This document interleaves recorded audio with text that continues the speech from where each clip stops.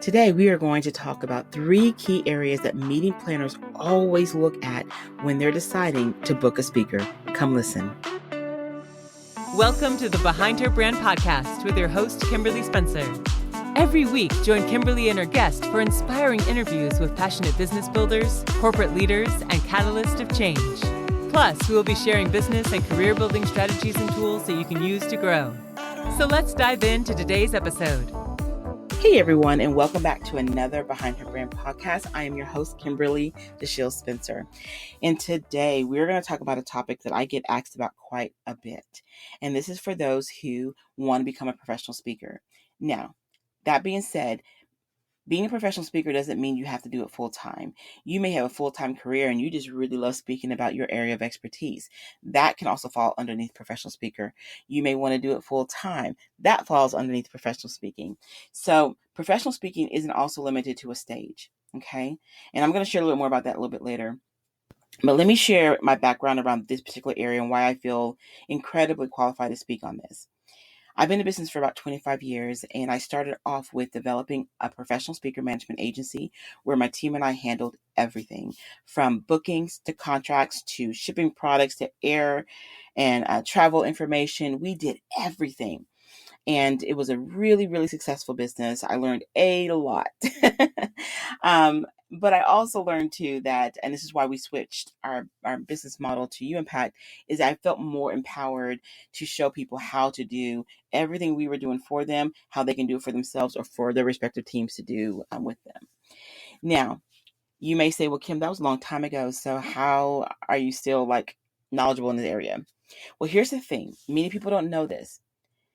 Meeting planners meet often, not just in the association. I'm not talking about that. There are corporate meeting planners that come together in different industries and they meet for a day and they review different speakers. Okay. And it's literally one of the most incredible experiences to see how different groups review speakers. And so I get invited to them every single year and I have for the last decade. And on the college sector, they do the same thing. It's a room full of college coordinators who are booking for the year. And what they do is they say, oh, I love this person. And another school may say, oh, I like them too. You're not too far from us, are you? It's like, no. So what they do is they try to book a speaker and then try to see if the speaker will go a couple of hours down the road to the next school so they can share on costs. So that's a very, very real thing. Now, that all being said, I want to share with you 3 things that meeting planners look for because it is very, very bothersome to me whenever I see so much information being put out there and people assuming that that's the right thing that meeting planners look for. And in reality, they don't. Like, for example, one sheets, meeting planners can care less. It's actually the one thing they care nothing about at all. So if people are charging you or saying you got to have a one sheet, to me, that's almost like just a big red flag on a play that person doesn't know what meeting planners really and truly look for. Okay. So let's jump right into it. First and foremost, they're going to be looking to make sure that you are really and truly the subject matter expert that you're presenting yourself to them to be. And here's the thing. That might sound simple. You may be like, okay, duh. I mean, I wouldn't tell them I'm a leadership expert if I'm not, right? Well, here's the thing. If you're trying to go for a contract for $5, $10, $15, $20, $25,000, what have you, whatever the fee might be, in today's time, they're definitely going to do a little bit more due diligence in terms of who they're bringing in because companies are being a lot more cautious and a lot more thoughtful, if you will, in the process of bringing in speakers. So when they pull up your website, they're going to be looking to see, is this person really representing who they say that they are? They're going to look at your social media. They're going to look at your areas of proof, if you will. Like if you're an expert and you say, I've been doing this for 20 plus years, they're going to be looking at, well, do they have a blog? Do they have a podcast? Do they have a book? What do they have that will let me see who they really are in that space? Because even saying you're a leadership expert, truthfully, it can be a little bit vague depending on, I would say it can be a little bit vague. The people that are the most specific about who and what they are is going to draw the attention of the meeting planner. And what they would do in these meetings, which is so cool, they'll bring up your profile and they'll look. And sometimes they will always have discussions on how they view your profile. Like, does this seem like someone who's leading this, that, and the other based off of what they're saying and their submission? And what they're not trying to do is critique you, is not that. But a lot of times when they're trying to make decisions on, okay, I want to bring him in, we're having this conference, they know that their sister company is having another conference around that same time. They're always trying to figure out how they can bring in as many speakers with cost saving benefits, but also who's going to be really amazing for their respective audiences. Now, this is something that I used to do for speakers, and it's called block booking. We would always book at one city, and we would try to book up multiple engagements all around them, so it maximized their revenue potential, and also it helps maximize, obviously, their ability to speak in multiple places. So look at your entry points and ask yourself, is everything in alignment? And you'll be surprised that if you look sometimes, you may find, oh, if someone looked this up, they may be confused because I'm selling this. I also got 2 side businesses, and you're doing them all on all your platforms, which is why you got to be very strategic about how you place information on your platforms. Like, I have multiple businesses, and I try to make sure that on my main page, I don't put all of them on that page at all. I have respective pages for them. I have respective social media handles for them. And I try to keep everything as clean. Sometimes they cross over.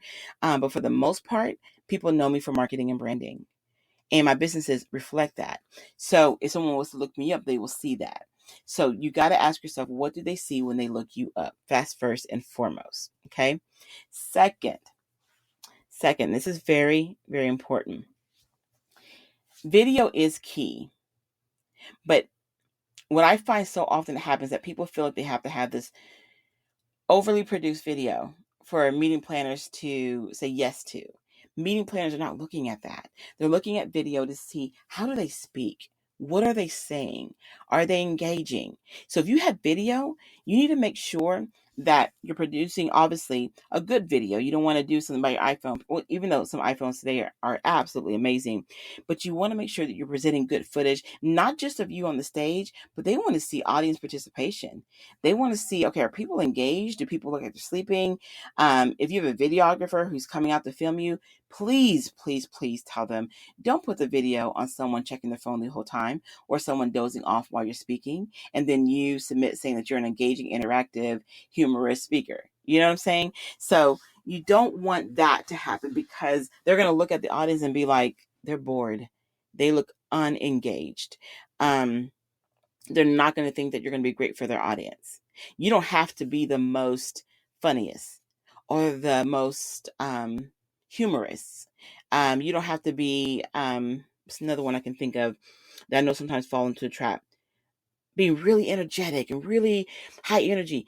That may not be your natural personality, but you may be really good at warming up a room. You may be very good at sharing something that is so like, wow, that people are like tuned in and they leaning in a little bit differently. You may be really good in your respective area. Make sure that shows up on the video. Make sure that meeting planners can get a good feel of that. Okay. That is very key.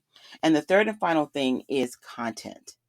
When they're going to your respective outlets of information, all your entry points to your business, they're reviewing what you're saying. It's not just the video and hearing you. It's not just making sure, okay, they really are who they say they are. Now, what are they actually saying? What are they actually giving in terms of content? They're going to want to know your train of thought. If you were still talking about the same thing in, let's say, human resources that was being done 20 years ago, and you're providing that same framework, same this, same that, then they're going to be like, you already got people like that already in-house. We don't need to do that. I want to bring in someone that's different. Like, I had a client, and she did a lot in the, I would say, leadership development area, team building and all of that. And those are very big buzzwords. We all know that. But what she did, she introduced improv because she loved the theater. She went to college for theater. She loved the whole idea of, let's do something fun. Let's go and talk to these corporate people. Let's go and make it interactive, but let's add in some fun improv, get the audience involved. And I'm going to tell y'all, her business blew up. Because people love the idea that, yeah, she's talking about team dynamics, and yes, she's talking about leadership principles, and yes, she's talking about conflict resolution and all those different things, but she's throwing in the improv. And so she has a team of people that are theater people, but they're also professionals, and they would come in and they'll do these most amazing, fun skits is what I'll call them. Okay.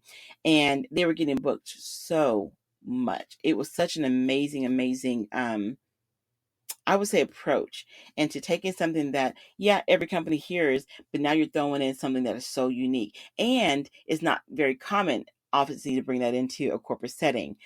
People ate it up. So that was her way of introducing content in a creative way. She made sure that she created some really fun interactive videos. So everything about her platform was consistent, right? Now, her videos were definitely very engaging, but now when they go into her content, what are you saying to us? What are you speaking? It was always fresh and new. Like, she would take the SMART goals and came up with her own acronym for them. She would take tried and true concepts and refresh them. So it sounded a little bit different to the ear. It was absorbed a little bit differently to the audience. And so it made it very interactive. And so those are the three things that meeting planners look at. They don't look at one sheets. They don't. They don't look at how glossy your website is. Nope. Now, obviously, it needs to be professional, but hey, don't get caught up in that it has to have all these bells and whistles. They want to know the three areas that I mentioned to you. And as an added bonus, if you're going to put testimonials on your website or in your marketing materials, please don't put one initial and then the last name. Get the permission of whomever you're going to speak to. Have them sign a media release so that you can utilize their information for your own marketing purposes if they're in agreement with that. And put the full name. Put the name of the organization you spoke to, unless sometimes I know there's some sensitivity to that. But for the most part, if they only see initial, last name, and no place, no name, no nothing, it can feel like it's not a real feedback. Okay. Like when we used to represent speakers, we would put all their meeting planners, like all the feedback we got, the meeting planner's name, the organization, and we let them know that if they want to contact them directly, let us know, and they'll have their full information.